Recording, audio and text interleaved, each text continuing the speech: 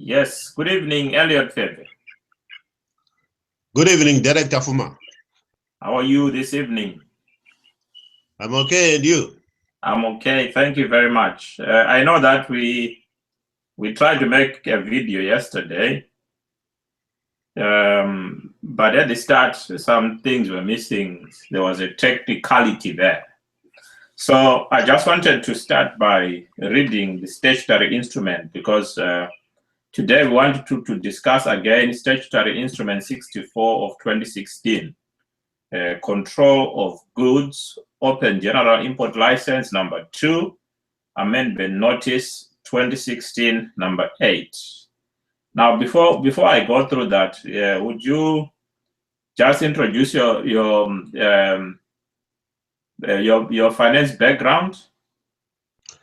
Yes, I'm a lecturer in finance at Coventry University in UK.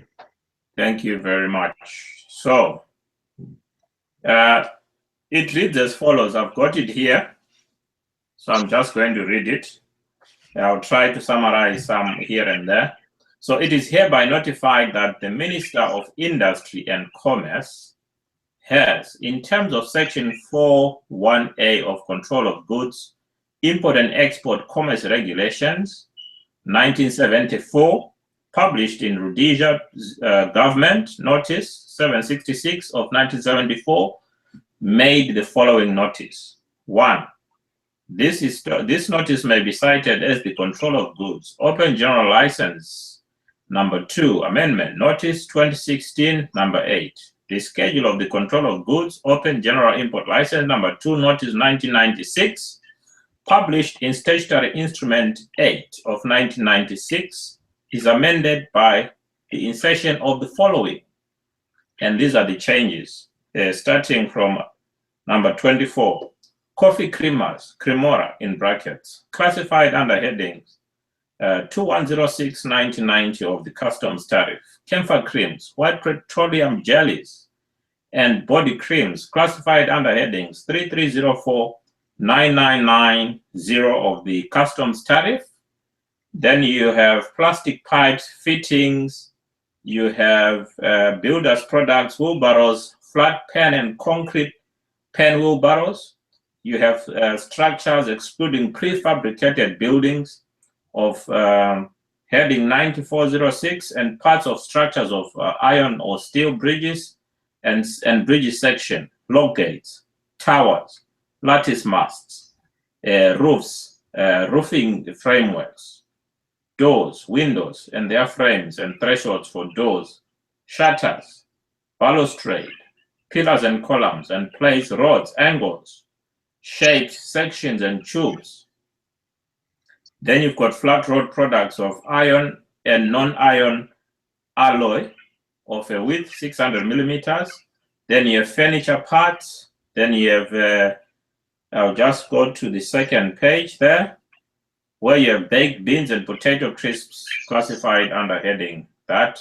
Cereals, bottled water, mayonnaise, salad cream, peanut butter, jams, mahel, canned fruits and vegetables, pizza base, yogurts, flavored milks, dairy juice blends, ice creams, cultured milk and cheese, second-hand tires, all retreaded or used pneumatic tires of rubber, classified under heading 4012 of the customs tariff, baler and binder twine, classified under headings, blah, blah, blah. Fertilizers, urea and ammonium nitrate, compounds and blends, tile, adhesive and nylon, shoe polish, synthetic hair products, flush doors, beds, wardrobes, bedroom and dining room suites, office furniture and tissue wading, woven fabrics of cotton containing 85% or more of weight of cotton.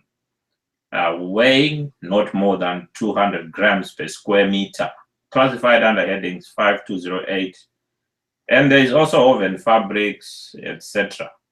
So I've just read some, maybe I've read up to 65, 70%. And now the president made the following remarks. So he said the following, and I'll just read it again here.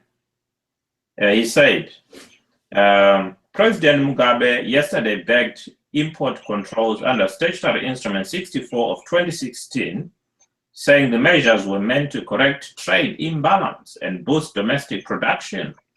Zimbabwe, reduced to a market for cheap imports over the years, has suffered a heavy economic blow, evidenced by the demise of local firms and loss of jobs, said the president, while addressing the nation at the National Heroes Acre in Harare to mark Heroes Day. The stationary instrument removes 42 products from the open general import license, restricting their importation to Zimbabwe after realizing that local firms have the capacity to produce them. Okay, I know I've read quite a bit there, and you are raring to go. Obviously, you want to comment on that and also on the reaction of what the president has said. Indeed. I'm glad that they also retained the date the same statutory instrument was actually proclaimed, which was 1974 during the Smith regime, and there was a reason for it. Again, this was after the declaration of UDI, under which Rhodesia was under economic sanctions globally, and its own trading partner then was the apartheid South Africa. And they were able to innovate and became self-sufficient in terms of industries, manufacturing, and they were trying now to protect this manufacturing industry. This is why in 1980, when we attained independence, Zimbabwe was almost self-sufficient, to such an extent that even Julius Nyerere congratulated Robert Mugabe to say, "You've inherited the jewel of Africa, and please don't destroy it." Yeah. Which is a contrast to what we have today. Now, what Zimbabwe wants today is not a protectionism type of economy, but an efficient economy. What I mean by that is that Zimbabwe needs to capitalize in terms of the manufacturing industry. The problem that we have at the moment is that the manufacturing industry is under economic stress at the moment. They don't have access to capital to mechanize and also to introduce technology so that they become competitive, both internationally and regionally. Most of the companies have already closed. So it doesn't make sense that after they've destroyed the manufacturing sector, the production sector, and including the raw material producers out there, which have been affected through the government policies, which are unfavorable for investors and for production. And some of them I can highlight. For example, the indigenization bill that the Kazugwe and ZANU-PF were peddling, which saw hundreds and hundreds of companies closing and offloading people in the streets to such an extent that now, today we have over 90% of the population unemployed.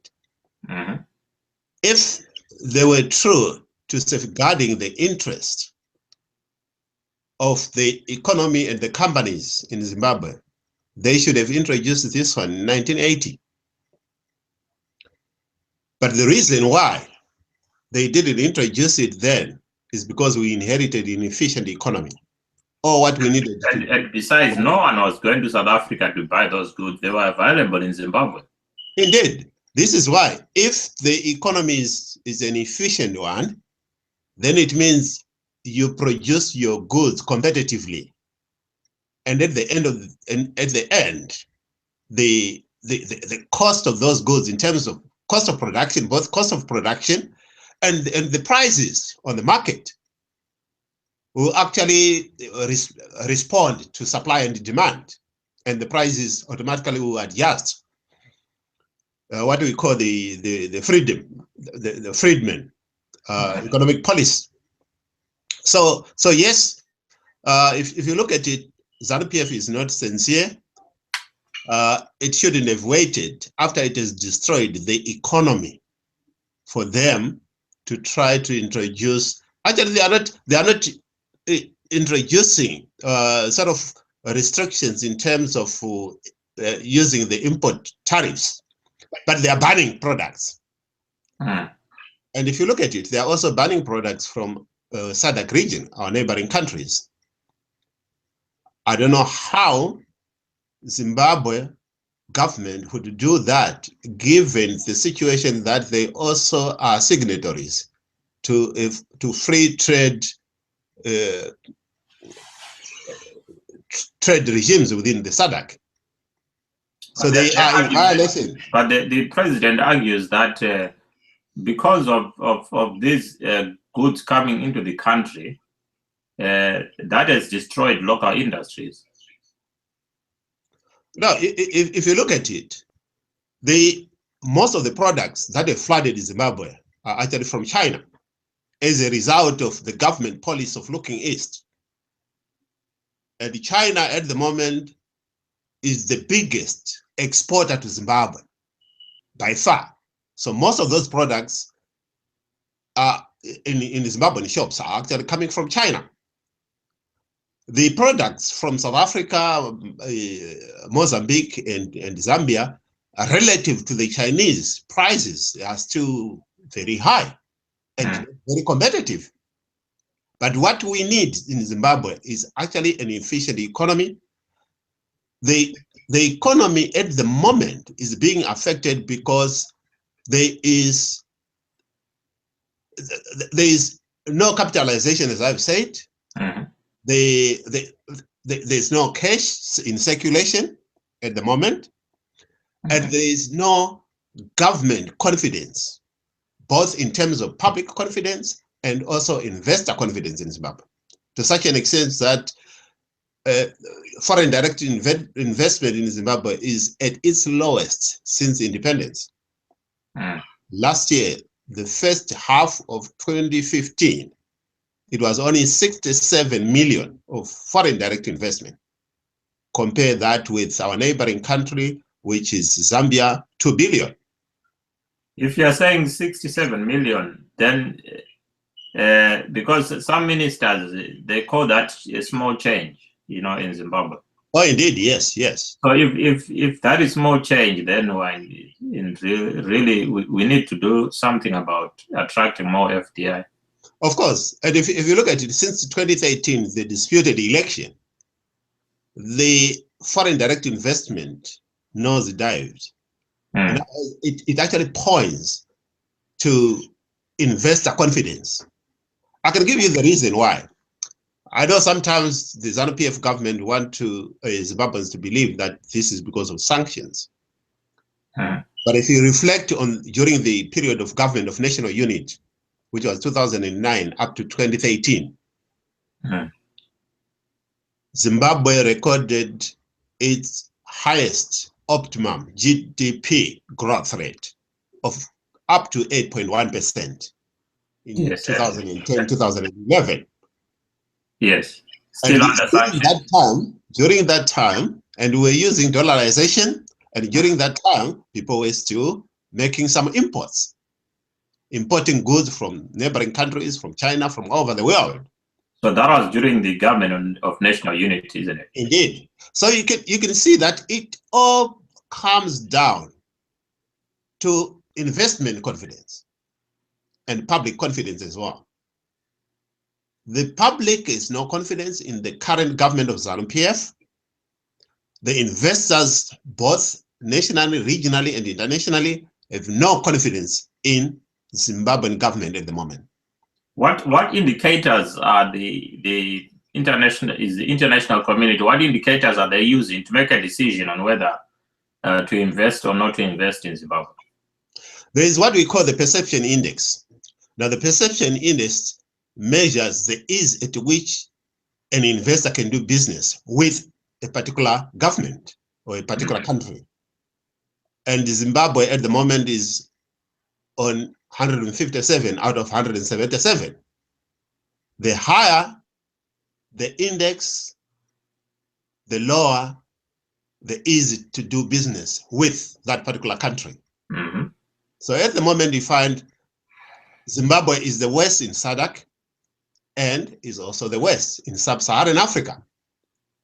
Mm-hmm. So it's not that we don't know or that the government itself doesn't know the reason why people are not going to invest in Zimbabwe. Yes. And here we are competing with other SADC regions and with other countries, like Mozambique, with good and friendly investment policies, with South Africa, with Malawi, with Zambia, which is doing very well. Yeah. So, yes, we know why investors are not coming to Zimbabwe, but the problem that we have is that we've got a rogue government, a government which is only interested in enriching themselves. There's massive looting, and we've seen that ministers, cabinet ministers, some of them have amassed so much wealth, more than the budget of the country itself. Mm. So yes, for as long as ZANU-PF government is in power, there is no economic respite for Zimbabwe. What about on the domestic front? What about domestic investors? The problem with the domestic investors is that most of the investors in Zimbabwe, they are the cabinet ministers themselves, which is the government, including the president, who owns the Gushungo Dairy, a lot of other farms and other properties. Mm. Now, those people, their investment is not, cannot be classified as a sort of investment to add value to goods, because what we need in Zimbabwe is not to export raw materials. We need to add value to our products, to commodities. And most of these ministers, etc., their industry is about looting raw materials and selling those raw materials to countries like China, the Middle East, and etc., etc. So yes, and if you want to do any business with the government in Zimbabwe, there is no chance that you can do any business with the government unless you are a member of ZANU-PF. And this is the toxic type of investment that we have. Mm. It is not best. It is not best on an investor-friendly basis. It's based on partisan basis. This is why even Econet, it took so much time for them to establish in Zimbabwe, because the government tries as much as possible to frustrate Steve Masiwa, for example, to invest in telecommunications, because he was not a member of ZANU-PF.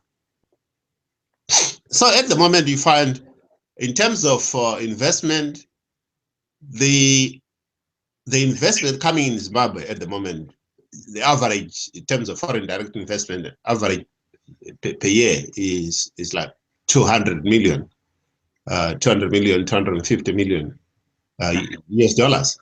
Compare that with diaspora remittance, which is now averaging about 2 billion per year.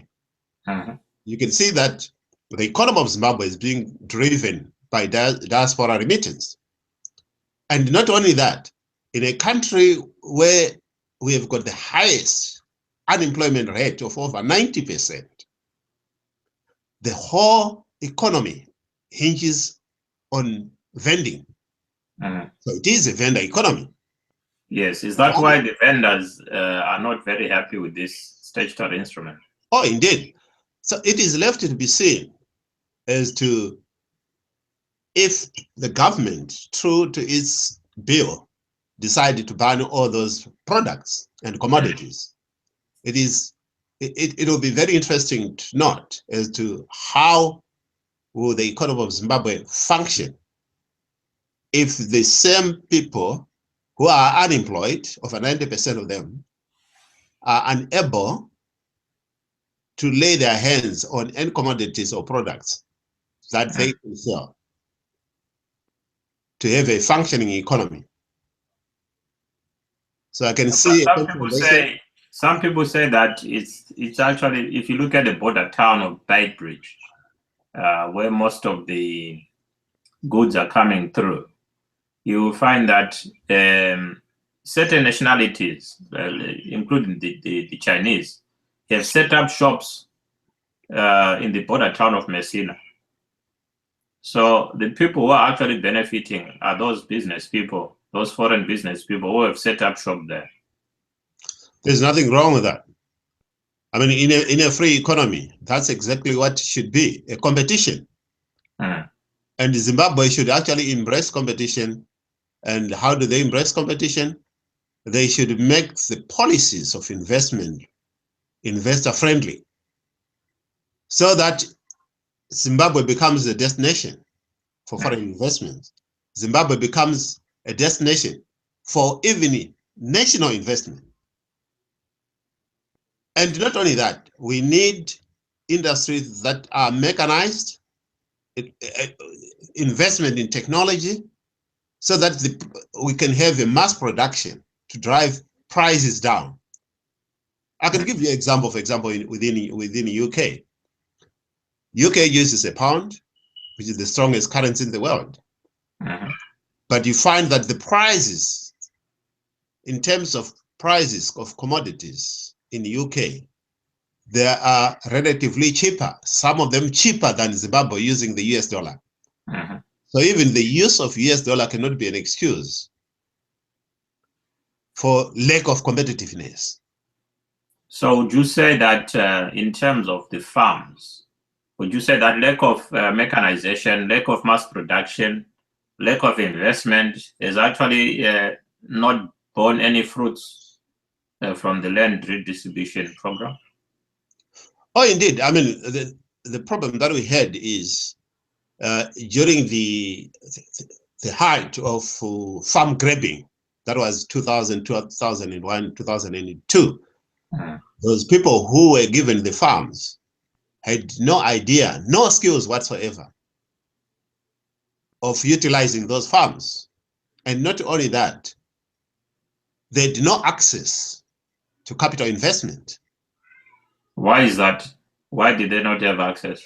Well, what the government failed to understand is that those farms were being utilized by the commercial farmers based on title deeds. So they could use title deeds to borrow money from the commercial banks and be able to buy the inputs, the machinery that was required, which now, after the farm grab, the government didn't transfer those title deeds to the new owners. So the new owners, what they had were only letters of offer from the government, which are not enforceable by law. Not even 99-year leases? Not even 99-year leases. Those followed later. So they were just letters of offer. Okay. Of intention. Excuse me. Of intention to offer you a farm. Okay. This is why initially they were not even allowed to build on the farms, permanent structures. And most of them, they tried to use those letters to go to the bank. Okay. To access the line of credit to finance inputs.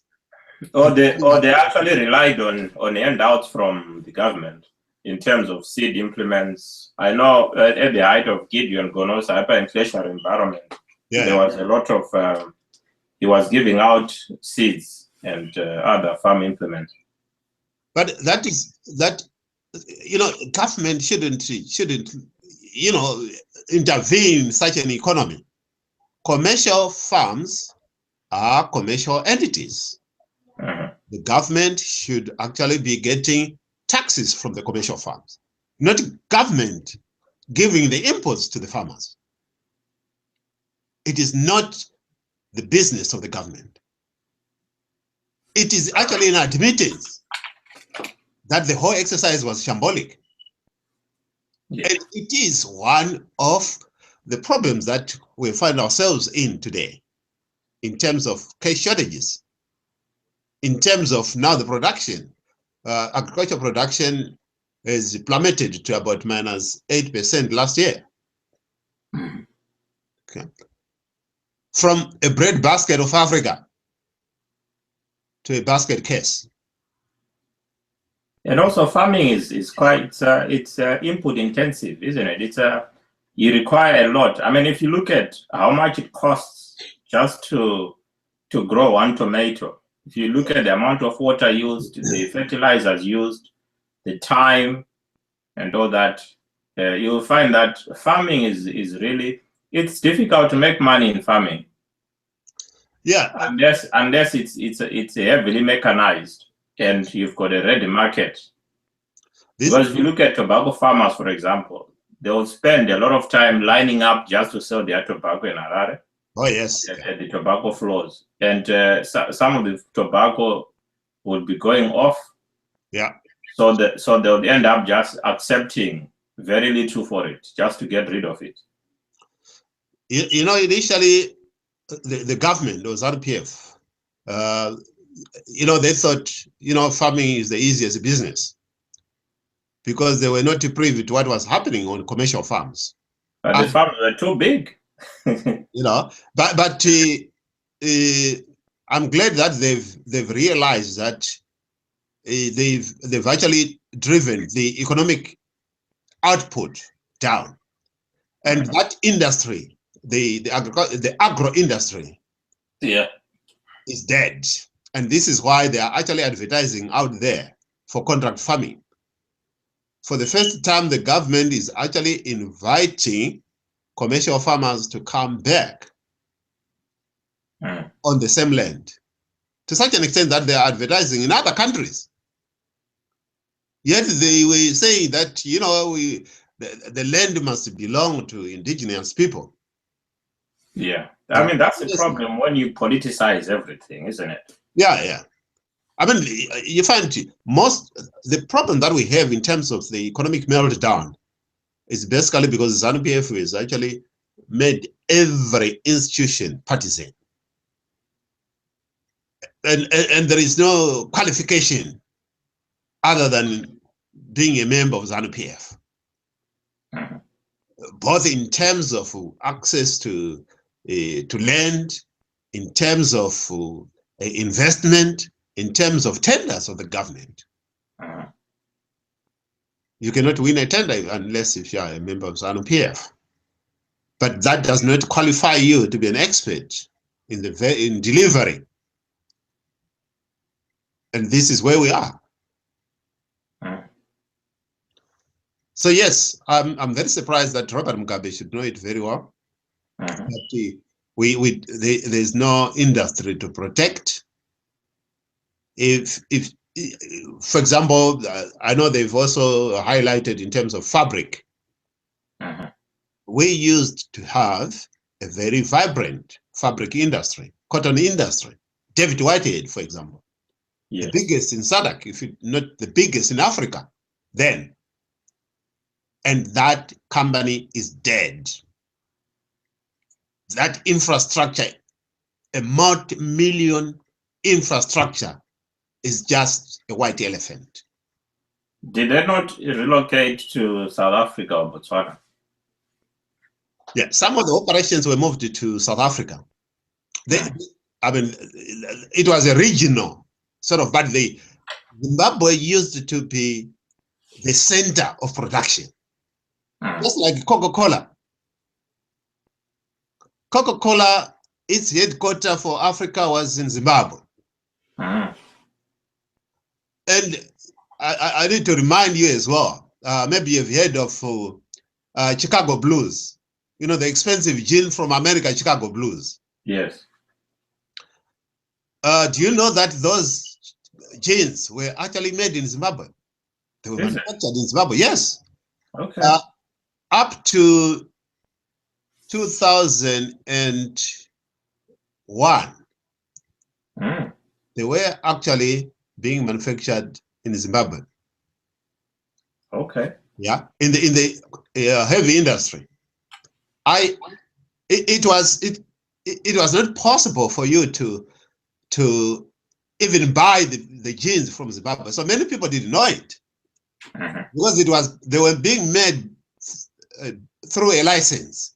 So every product had to be exported back to USA. And if Zimbabweans wanted to buy the products, they would then import them from USA. Okay. Yeah, and the jeans were actually labeled made in USA when they were made in Douglas Road in Zimbabwe. Okay. So, Right. In terms of the diaspora, they at some point I think they contribute almost 2/3 of the national budget in terms of the remittances back home.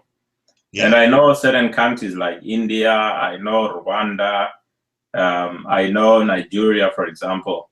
Yes. When their leaders come to Europe, they have meetings with their diaspora community, and they've got projects which are running in their respective countries, and they are getting the support.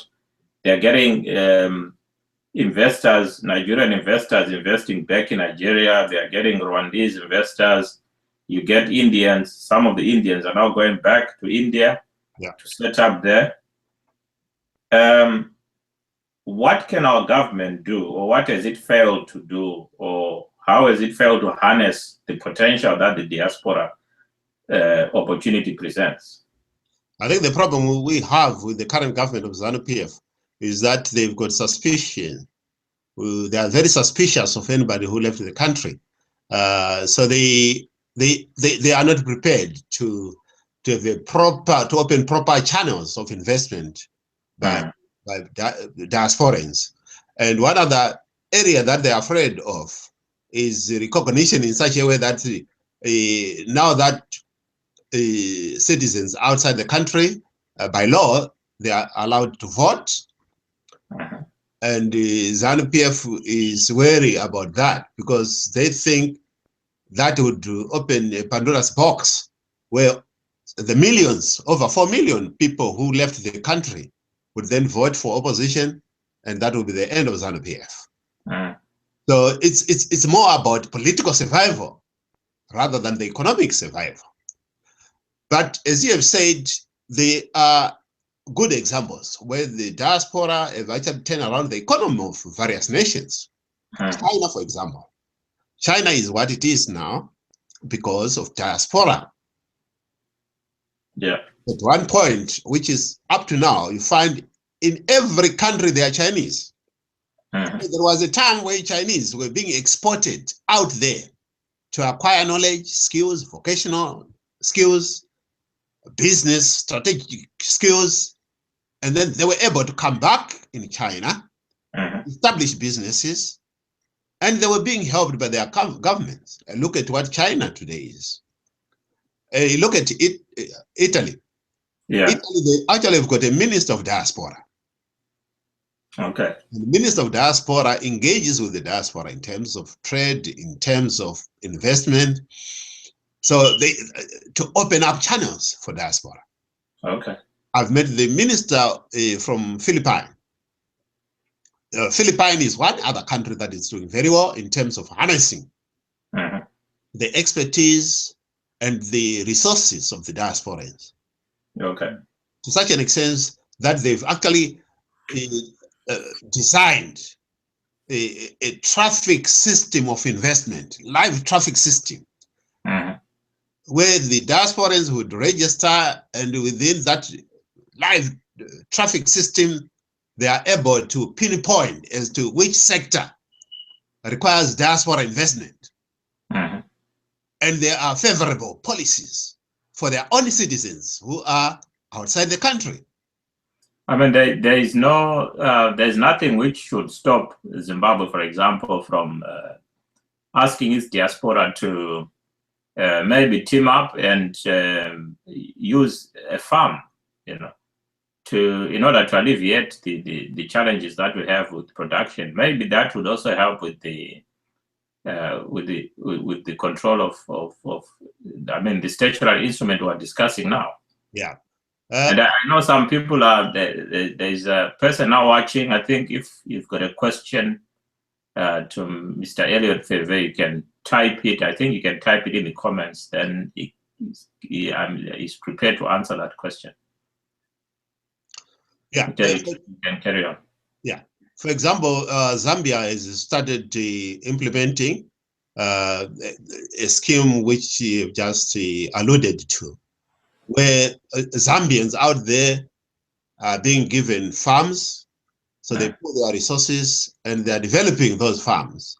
This is why you find Zambia, apart from benefiting from the farmers which were displaced in Zimbabwe, they are also benefiting from the diaspora through an investment scheme by Zambians who are out there.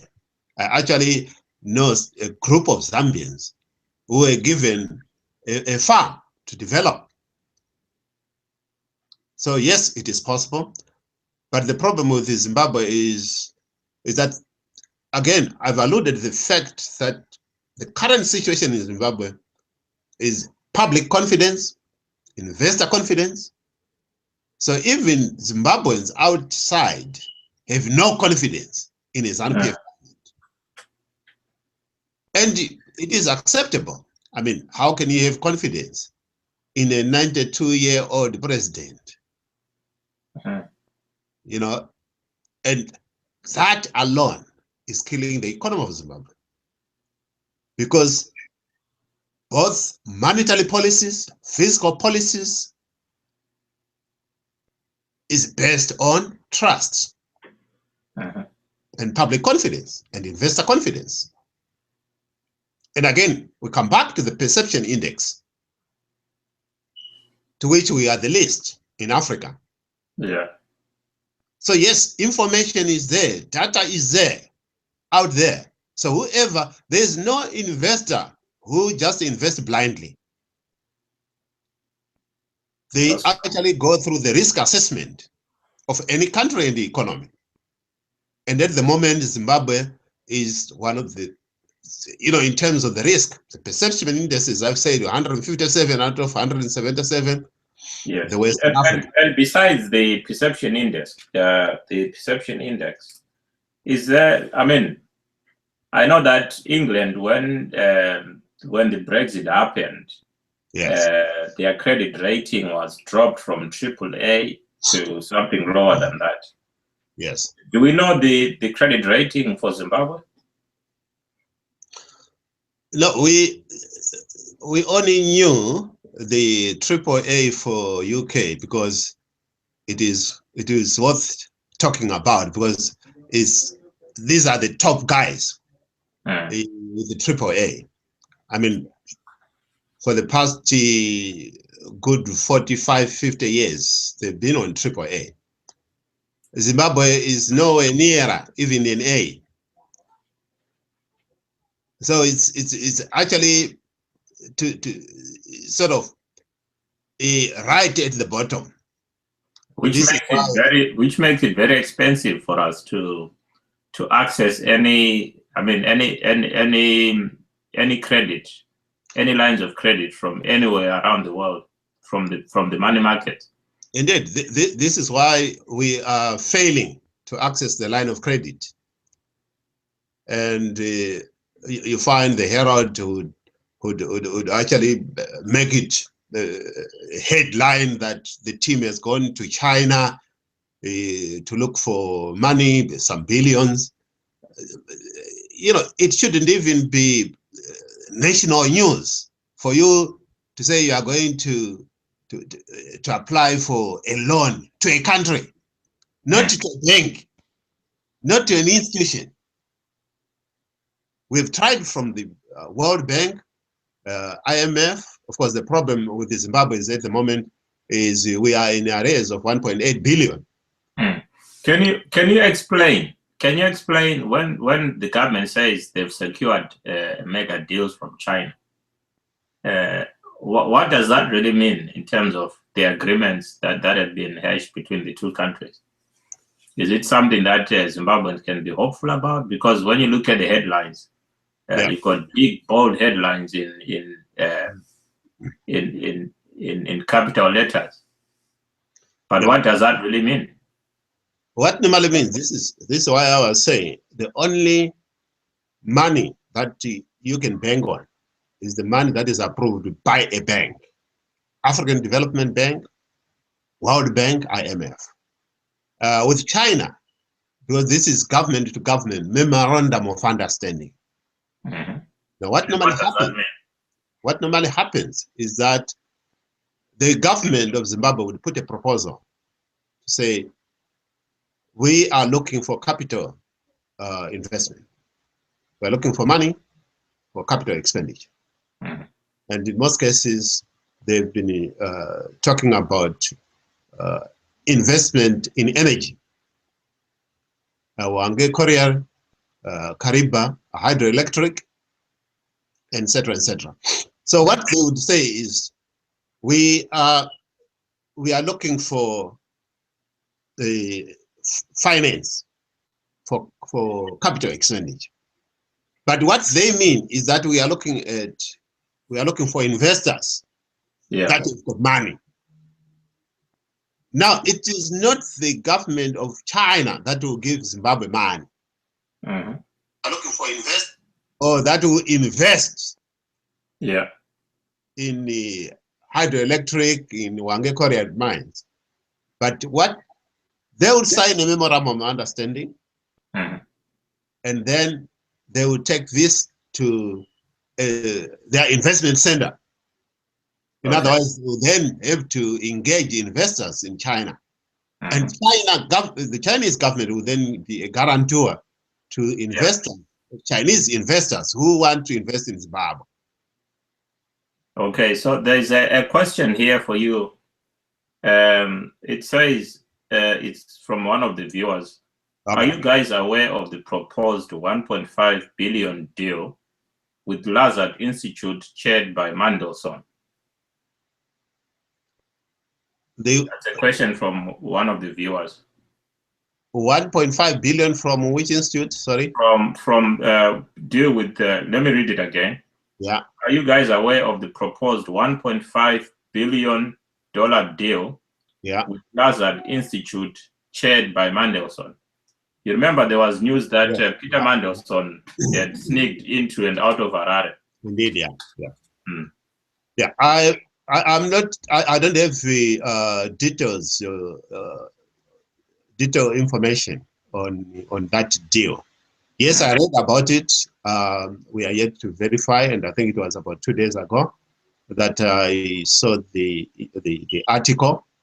Mm-hmm. What I'm aware is that Zimbabwe has been trying desperately to borrow 1.8 billion, which is in arrears, because IMF and World Bank have always said, we are ready to engage you provided you pay your arrears. Mm-hmm. So they've been trying to find some money so that they can show that they are now back in the fold and they are prepared to pay their debts. Did they make any progress towards securing that 1.8 billion? The information that I have is that they managed to approach Algeria, and Algeria managed to promise the government that they were willing to pay the 1.8 billion on condition that this money is going to be paid via the African Development Bank, not directly to the ZANU-PF government. Mm. And who owns the African Development Bank? Now, the African Development Bank is a subsidiary of World Bank. Okay. So you can see that the World Bank is also they've approved such a transaction. That is, as far as the information that I have, and so the IMF. Mm-hmm. And China is aware of that. Now, what that means is, because the government of Zimbabwe also owes the Chinese government some money, and China is eyeing the 1.8 million, so that it become part of it is a payment, is a down payment to what we owe China. Mm. I'm very surprised that the same government goes to China to look for more money. Yeah. I think there is this perception that our problems can only be solved by getting money from outside the country. I think the problem that we have is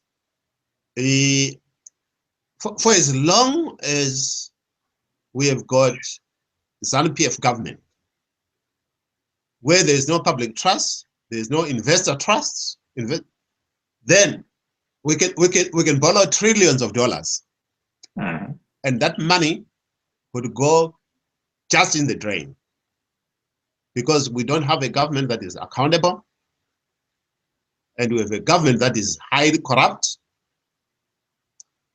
and we have seen symptoms of looting, massive looting at a large scale.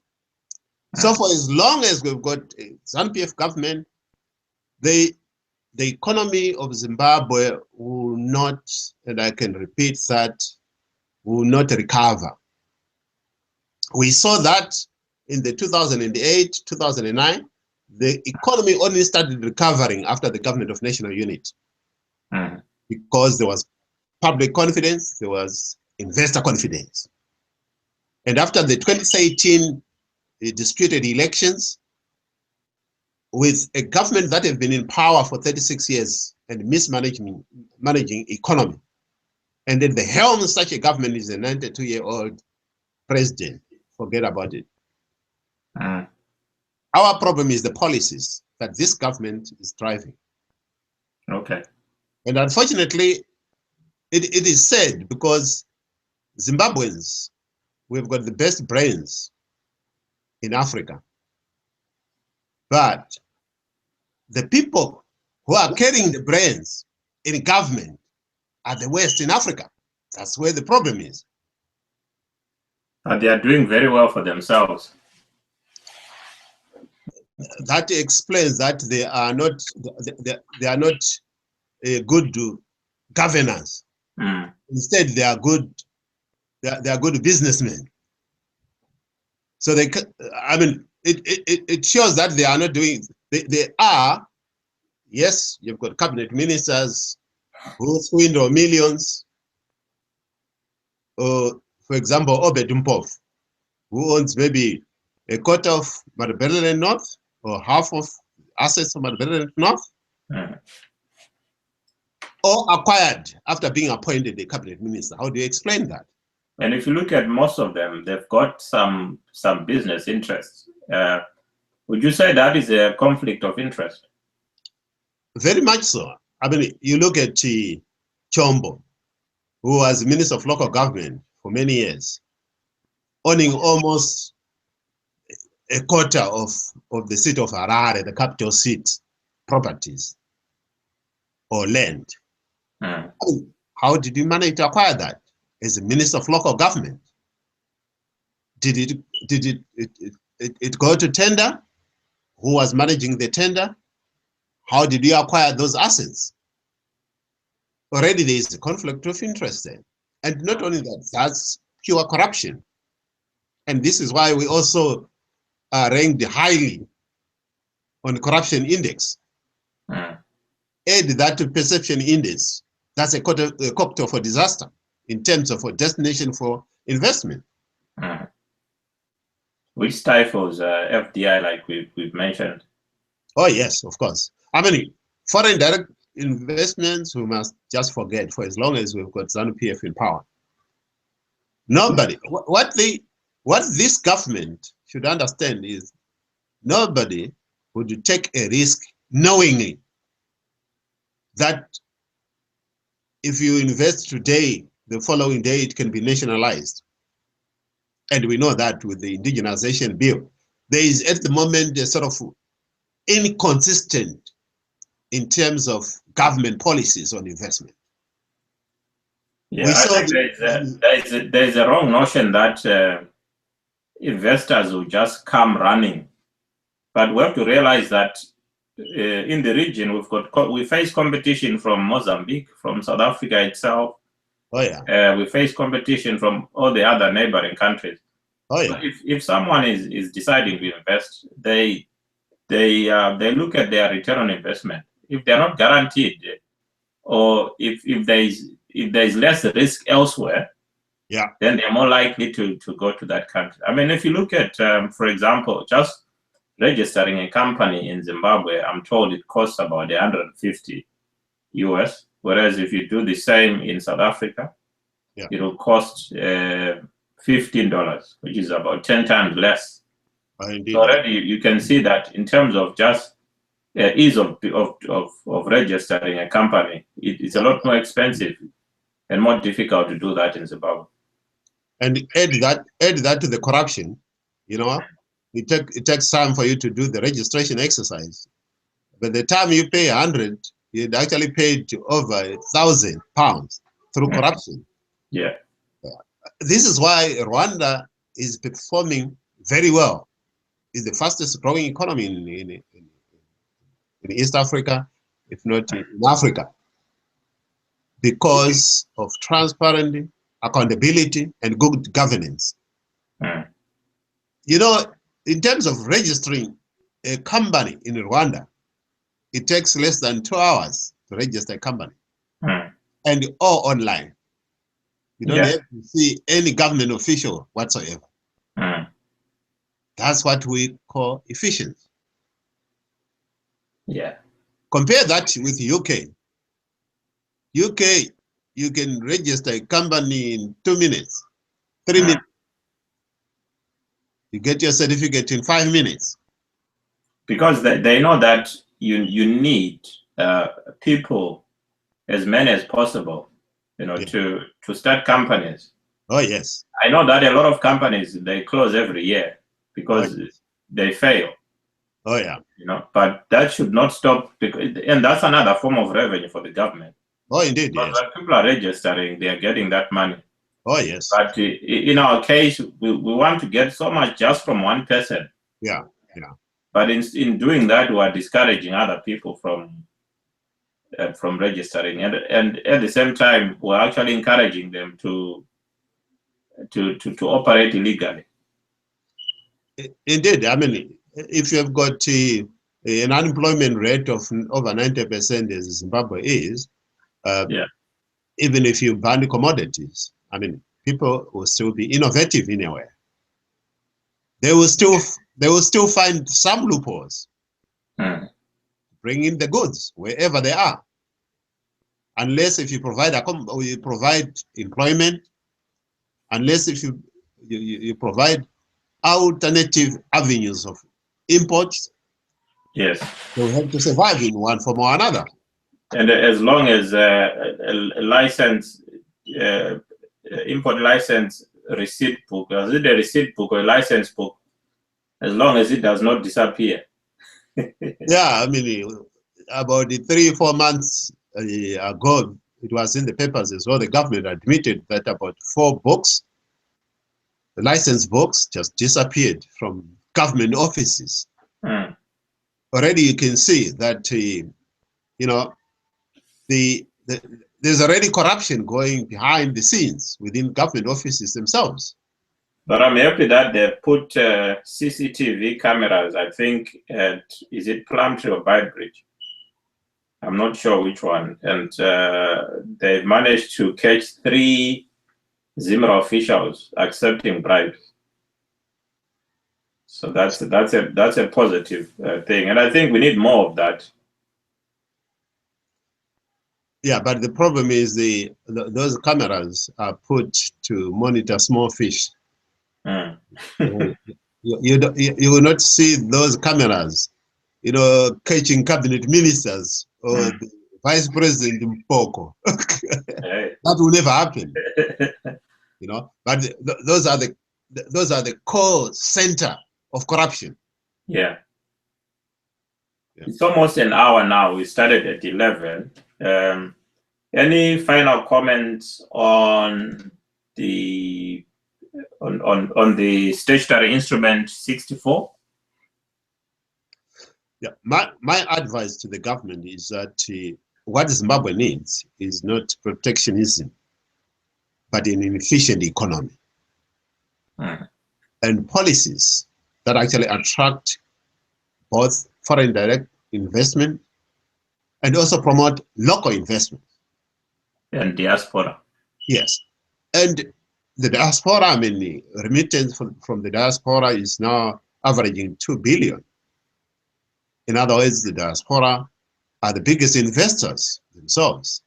And the government should start thinking about dialogues and seeing how they can harness such an investment portfolio from the diaspora. So there's quite a lot that the government can do. Unfortunately, what they can't do is to put back the public confidence, the investor confidence, after 36 years in power. I don't see how this government can do that, other than aggressively stepping down and having a national transition authority that would actually harmonize the new constitution and prepare for a free and fair election, and put a government with public confidence that can restore public confidence and investor confidence. Yeah. And this idea that China is a panacea of every problem, you know, in Zimbabwe, it's totally mundane. Okay. If people want to get in touch with you, they can always in the comments. We're going to post this on YouTube, so in the comments they can always request. But how else can they get in touch? Our viewers can get in touch with me on YouTube. I've got various postings on YouTube as we discuss social, economic, and political issues. They can search the tag FEVE or Zimbabwe. They can also access my videos and blog, feve.blogspot.co.uk. They can also follow me on Twitter at FEVE. They can also access my Facebook page. Again, FEVE. Okay, thank you very much. And I'm Derek Tafuma, reachable also on the www.derektafuma.com. All the other social media links will be found at the top there on my website. And also my YouTube link is my account, somewhere you can use to post your comments. And if there is anything that you'd like us to discuss, you can put it down in the comments, and we can always discuss that in another video. Okay, I think we end it here. Thank you very much for watching.